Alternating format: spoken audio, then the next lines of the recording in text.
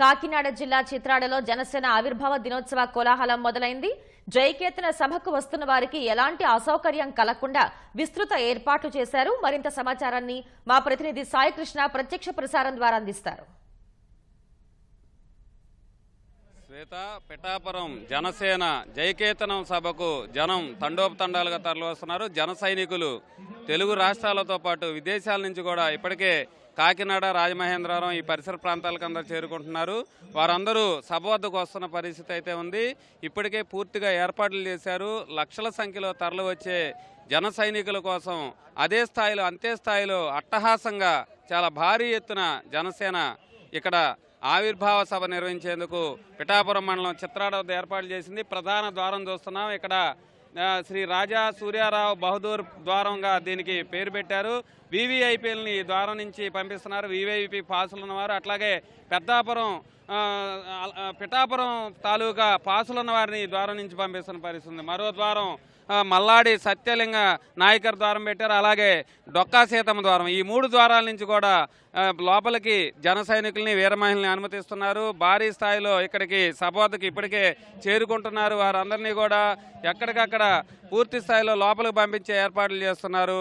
మొత్తం ప్రశాంత్ కుమార్ ఆధ్వర్యంలో అంతర్జాతీయ స్థాయిలో వేదిక అయితే సిద్ధం చేశారు. చాలా ప్రత్యేకతలు ఉన్నాయి. ఆ వేదిక కూడా అధినేత పవన్ కళ్యాణ్తో పాటు 200 మంది వరకు కూడా కూర్చునే ఏర్పాటు చేశారు. ఎక్కడికక్కడ స్క్రీన్లు ఏర్పాటు చేశారు. తమ ముందు కూర్చొని సభ వద్ద వేదికగా ఎదురుగా చూస్తున్న ఫీలింగ్ కలిగేలా కూడా ఆ స్క్రీన్లన్నీ కూడా సిద్ధం చేశారు. ఆధునిక టెక్నాలజీ ఉపయోగించి ఈ సభా వేదిక ఏర్పాటు చేసిన ఇప్పటికే జనసేన ప్రకటించింది. భారీ స్థాయిలో కాకినాడ, పిఠాపురం మధ్య, అట్లాగే కత్తిపూడి వరకు కూడా పూర్తిగా జన సైనికులతో ఈ ప్రాంతం అంతగా నిండిపోతుంది. మహిళలు వస్తున్నారు. ఫ్లెక్సీలన్నీ ఏర్పాటు చేశారు.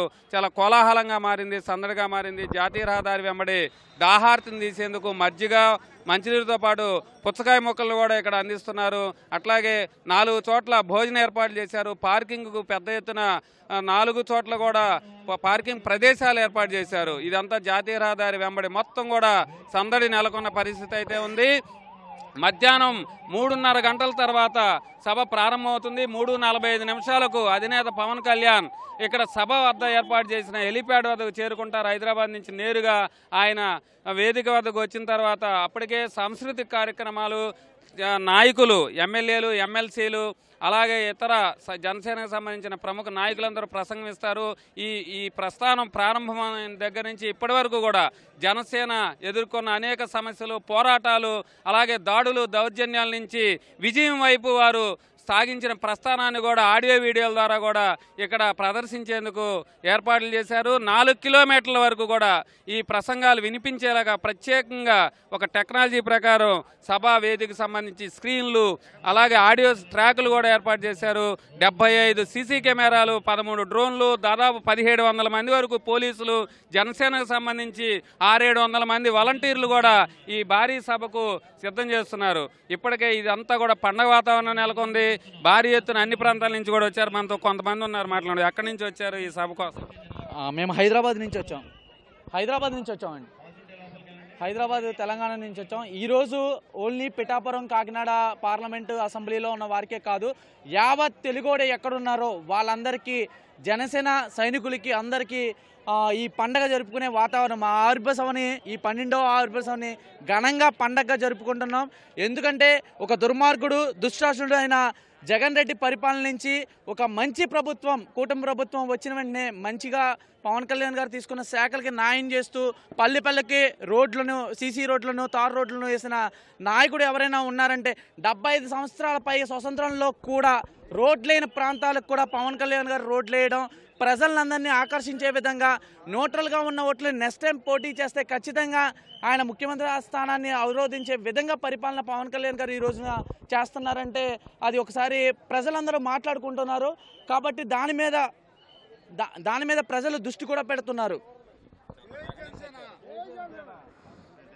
మాది మామనాడు, ఉమ్మడి మామనాడు డిస్టిక్.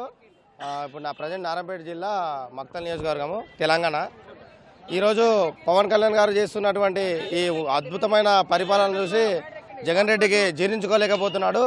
ఈ కూటమి ప్రభుత్వం అనేది యావత్ తెలంగాణ, ఆంధ్రప్రదేశే కాకుండా తెలంగాణ రాష్ట్రం కాకుండా మన దేశం మొత్తం విస్తరించాలని అలాగే పవన్ కళ్యాణ్ ఆశయ సాధన కోసం నాలాంటి యువత ఎంతోమంది రాజకీయాల్లో పోటీ చేయాలని అలాగే ఎంతోమందికి ఆదర్శంగా నిలవాలని కోరుకుంటూ మా తెలంగాణలో కూడా కూటమి ఏర్పడి మాకు కూడా దిగ్విజయంగా మా తెలంగాణలో కూడా ఇంతకన్నా ఎక్కువ డెవలప్మెంట్ కావాలని కోరుకుంటూ సెలవు తీసుకుంటున్నాను. ఇది ఇక్కడ మొత్తం అన్ని ప్రాంతాల నుంచి కూడా జన సైనికులు, వీర మహిళలు, అభిమానులు పెద్ద ఎత్తున తరలివస్తున్న పరిస్థితి ఉంది. ఇప్పటి నుంచి కూడా ఇంకా ఈ ప్రాంతం జనసంద్రంగా మారనుంది. ఆంక్షలు విధించారు రహదారి పైన. పోలీసులు కూడా ఈ జన సైనికుల్ని నియంత్రించేందుకు కూడా చాలా శ్రమిస్తున్న పరిస్థితి అయితే ఉంది.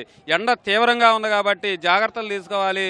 అట్లాగే వైద్య శిబిరాలు ఏర్పాటు చేసాం, అంబులెన్సులు కూడా ఏర్పాటు చేసాం. ఏదైనా ఇబ్బంది వస్తే వాటి అన్నింటిని వినియోగించుకొని వాళ్ళని కూడా మైకుల ద్వారా ప్రచారం అయితే చేస్తున్నారు. మొత్తానికి పిఠాపురం నియోజకవర్గం చిత్రాడ మొత్తం జన సైనికులతో పూర్తి స్థాయిలో సంద్రంగా మారింది. సభ నిర్వహణ కోసం అందరూ కూడా ఉత్సుకతగా ఎదురు చూస్తున్న పరిస్థితి అయితే ఉంది. కెమెరామెన్ రమేష్తో సాయి కృష్ణ, ఈటీవీ న్యూస్.